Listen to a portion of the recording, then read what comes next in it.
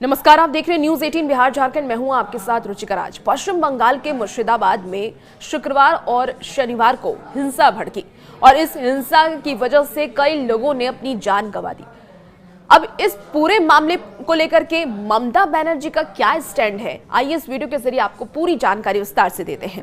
देखिए, पश्चिम बंगाल के मुर्शिदाबाद जिले में वक्फ बिल के खिलाफ हो रहे प्रदर्शन के दौरान हिंसा भड़क उठी और इस हिंसा में पिता पुत्र सहित 3 लोगों की मौत हो गई। इसके बाद राज्य की मुख्यमंत्री ममता बनर्जी ने शनिवार को यह साफ कर दिया है कि यह कानून राज्य में लागू नहीं किया जाएगा।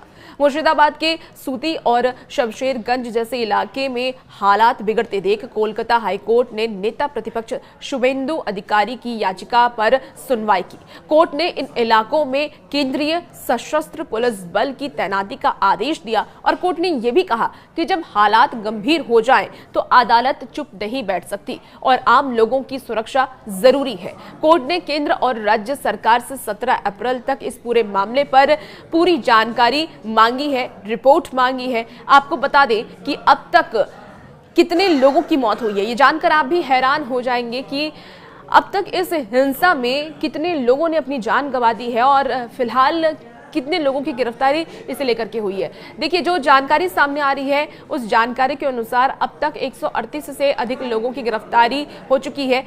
बीएसएफ ने भी हालात से निपटने के लिए अपनी तैयारी दिखाते हुए पुलिस की मदद के लिए 5 कंपनियां भेजी हैं। बीएसएफ अधिकारी करणी सिंह शेखावत ने यह कहा है कि वो राज्य पुलिस की मांग के अनुसार आगे भी और फोर्स भेज सकते हैं और हर परिस्थिति के लिए तैयार हैं। सूती और शमशेरगंज में हुई झड़पों में अब तक 138 से अधिक लोगों की गिरफ्तारी की जा चुकी है। मुख्यमंत्री ममता बनर्जी ने यह कहा कि वक्फ कानून राज्य सरकार ने नहीं बल्कि केंद्र सरकार ने बनाया है। उन्होंने लोगों से अपील की कि जो जवाब चाहिए वो केंद्र सरकार से मांगा जाए क्योंकि राज्य में ये कानून लागू नहीं किया जाएगा। उन्होंने ये भी सवाल उठाया है कि जब राज्य सरकार ने इस कानून को लागू ही नहीं किया तो फिर हिंसा क्यों। केंद्रीय गृह सचिव गोविंद मोहन ने मुर्शिदाबाद में बढ़ती हिंसा पर राज्य के मुख्य सचिव और पुलिस महानिदेशक से भी वीडियो कॉन्फ्रेंसिंग के जरिए बातचीत की है। उन्होंने राज्य प्रशासन से हालात को जल्द सामान्य करने के सभी जरूरी कदम उठाने को कहा है और केंद्र सरकार से यह भी बताया है कि पहले से मौजूद 300 बीएसएफ जवानों के अलावा 5 और कंपनियां भेजी गई हैं और हालात पर लगातार नजर रखी जा रही है। आपको बता दें कि इस हिंसा की वजह से पुलिस की गाड़ियों को भी आग के हवाले कर दिया गया है। दरअसल हिंसा में एक घर से पिता पुत्र के शव मिले जिन पर चाकू के निशान थे। परिवार का यह आरोप है कि उनके घर में घुसकर लूटपाट की गई और दोनों की हत्या कर दी गई। दूसरी घटना में सूती इलाके में एक युवक को गोली लग गई जिसकी मौत अस्पताल में हुई। शनिवार को भी हिंसा जारी है जिसमें शमशेरगंज के धुलियाद इलाके में बीड़ी फैक्ट्री के 2 कर्मचारी को गोली मार दी गई। पुलिस के अनुसार प्रदर्शनकारियों ने पुलिस की गाड़ियों को आग के हवाले कर दिया, रास्ते बंद कर दिए और रेलवे की संपत्ति को नुकसान पहुंचाया है।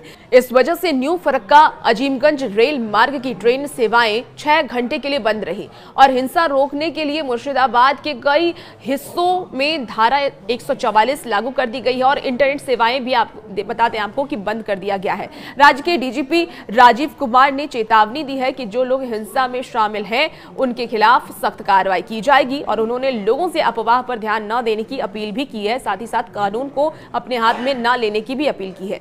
मुख्यमंत्री ममता बनर्जी ने भी सभी धर्मों के लोगों से शांति बनाए रखने की अपील की और कहा कि किसी भी उकसावे में आप ना आए और समाज को नुकसान पहुंचाने वाले लोगों से आप सावधान रहें और ऐसे लोगों को रोकने को भी कहा है। उन्होंने ये भी कहा है कि कुछ लोग राजनीतिक फायदे के लिए धर्म का इस्तेमाल कर रहे हैं लेकिन हिंसा किसी भी हाल में बर्दाश्त नहीं की जाएगी।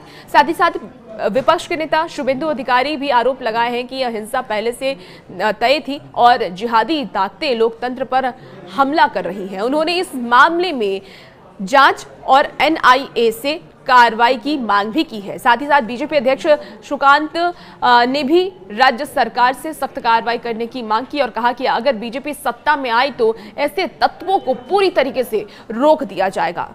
हालांकि अब आने वाले वक्त में इस पूरे मामले को लेकर के क्या कुछ रुख सरकार का दिखता है, राज्य सरकार का दिखता है और केंद्र सरकार का दिखता है, वो तो आने वाला वक्त बताएगा। बहुत आप अपनी भी राय को कमेंट बॉक्स के जरिए रख सकते हैं और इसके साथ ही अगर आपको ये वीडियो अच्छी लगी है तो इसे लाइक करें, शेयर करें और साथ ही साथ हमारे चैनल को सब्सक्राइब करना ना भूलें।